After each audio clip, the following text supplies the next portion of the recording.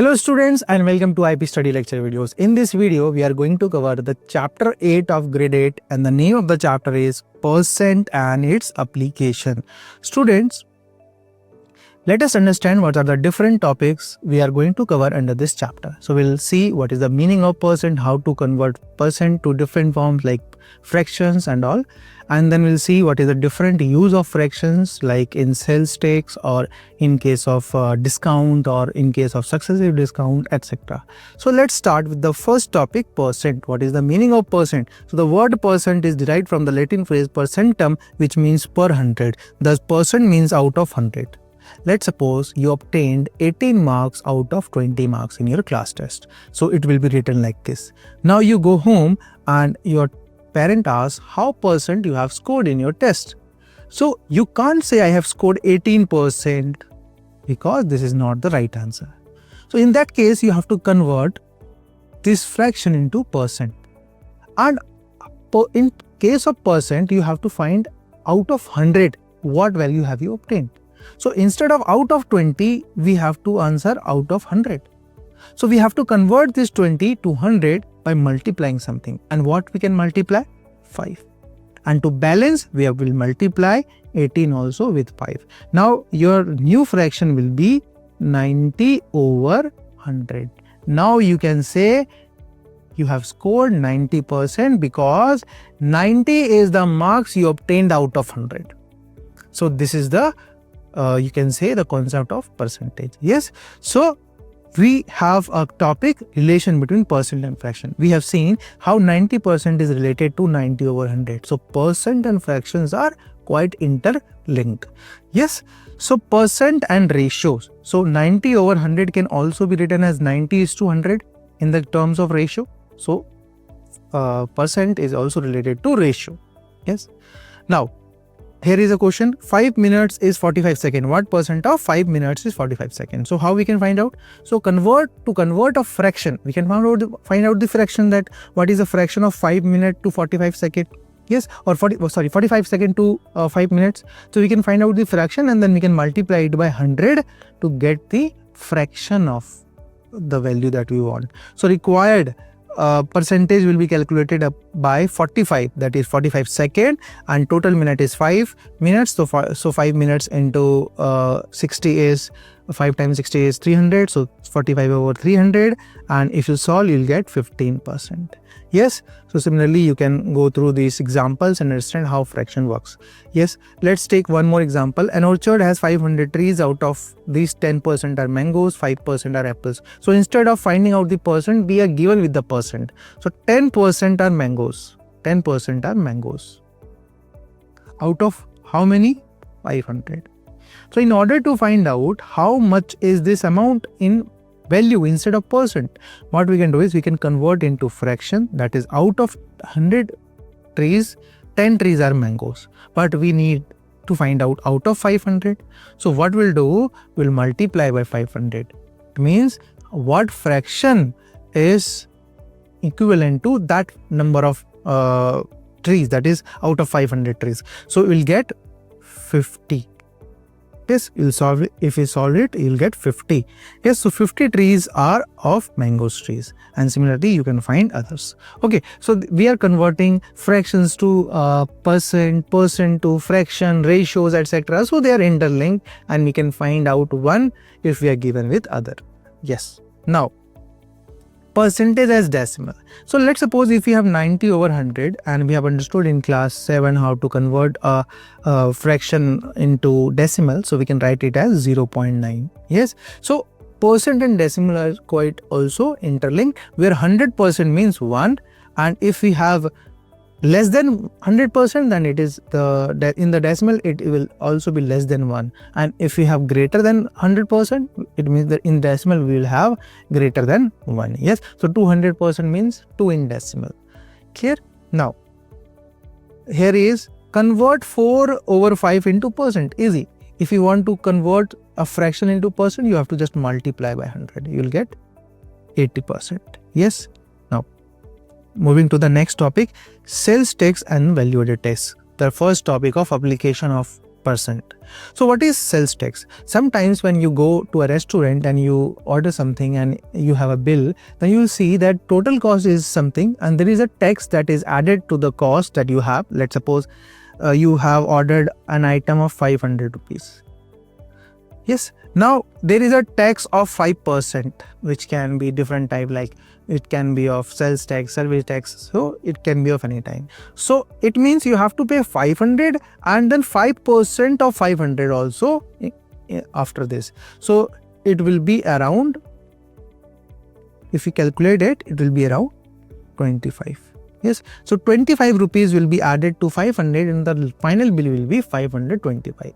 So sales tax and value added tax are types of taxes on the goods and services. Sales tax is added to the price when you buy something in a store and store sends this tax to the government. VAT is a bit different. It is collected each step of making and selling a product from the factory to store. Both taxes make things costlier to buy because the tax will be added to the final cost. Sales tax is simpler to see because it is added to at the end, while VAT is calculated in smaller amount throughout the production process. So basically now there is a tax named GST that we have in our country replacing this tax, so we have to pay one time only. Okay. Now sales tax on khadi sari is 5%. Yes. If the marked price of an item is 750, how much would it cost to buy? Okay. So sales tax is 5%. Yes, and marked price is 750. It means after 750 you have to add 5% of 750. So marked price of sari is 750. Then sales tax is 5% on 750. So it will be 37.50 rupees. The net cost will be 787.50. Yes. Now next topic is discount. So sometimes when we go to store, the shopkeeper offers discount to attract customers based on the marked price. So discount is also sometimes offered in rupees or sometimes in the form of percent, like 20% discount. Yes, so you have quite seen this in malls and shops, etc. So in our daily life, we read advertisement in banners, posters, newspapers, magazines and TV by various companies declaring discounts such as off-season discount, festival discount, etc. So discount makes the final price lesser than what it is marked in the product. Let's suppose we have 1,000 rupees product like a mixer. Now the shopkeeper gave us 10% discount on MRP, that is the marked price or maximum retail price. So now we have to pay 1,000 rupees minus 10% of 1,000 rupees, which will be 100. So we have to pay 900 rupees instead of 1,000 rupees marked on the price. So there are certain terms that you have to understand around discount. One is marked price, one is cost price, selling price, and discounts, discount percent, etc. So marked price is the price marked on the items. Yes, every item that you buy have a packet and every packet has a marked price written on it. Yes. After it, we have a selling price. It means after the discount applied on the marked price, at what cost the customer have got it. So this is called the selling price by the shopkeeper. And it will be the cost price of yours, the person that is buying that product. Now, the discount offered is either in the form of discount or discount percent, depending upon what the shopkeeper is offering you. You can find if one is given. Yes, other can be find it out. So we have discount is equals to marked price minus selling price. Let's suppose if we have a product of 100 rupees and there is a discount of 20 rupees, or the selling price will be 80. Then 180 if we have given with these two values, then we can find out what discount we have. So 100 minus 80 will be 20 rupees.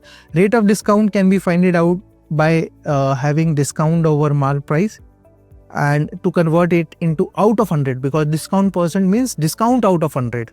So it will be obtained by multiplying 100 to the fraction. For marked price, we have this formula which we can use if we are given with selling price and discount.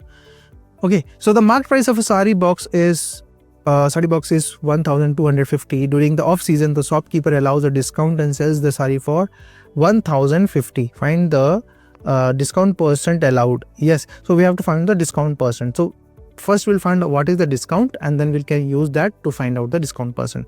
So discount will be marked price minus selling price, which is 200, and then we can have this formula, or we can have this expression to find out the discount percent. Yes. Successive discount. Sometimes what happen is, instead of giving a single discount, let's suppose if we go to a shop and it offers a 10% discount first on its marked price.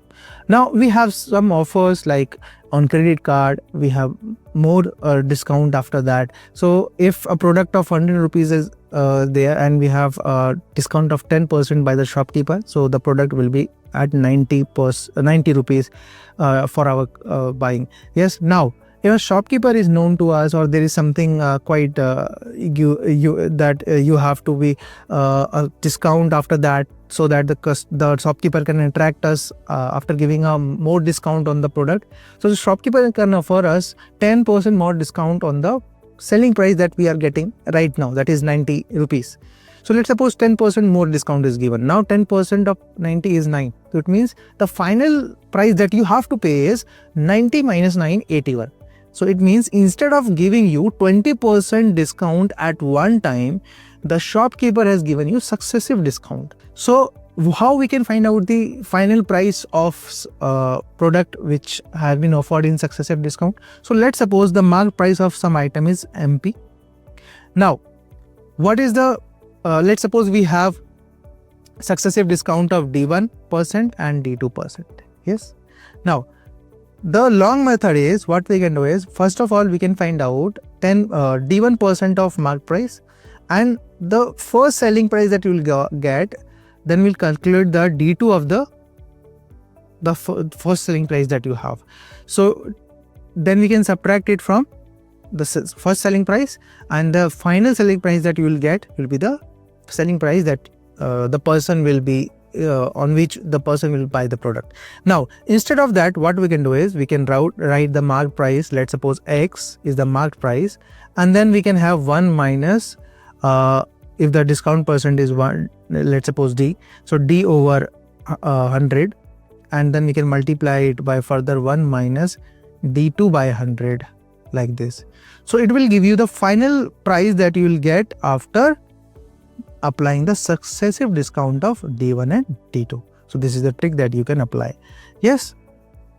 Now let's suppose if you have a price of a product as 100 rupees and you're offered with 10% discount, but 10% of successive discount, 10% then 10%. So what we can do is 100, 1 minus 10 over 100, and then 1 minus 10 over 100. So it will give us 100 times 90 over 100 and then 90 over 100. So 100 will be eliminated. Now this will be 20 will be eliminated like this, and 9 times 9 is 81. So final price will be 81. Yes. So this is the way of calculating successive discount. So students, this is all from this chapter. I hope you have understood the concept of percentage, how to apply percentage in terms of sales tax or in case of successive discount or discount, etc. And I hope you have understood it clearly. So student, we will meet in the next session. Till then, keep practicing, keep learning.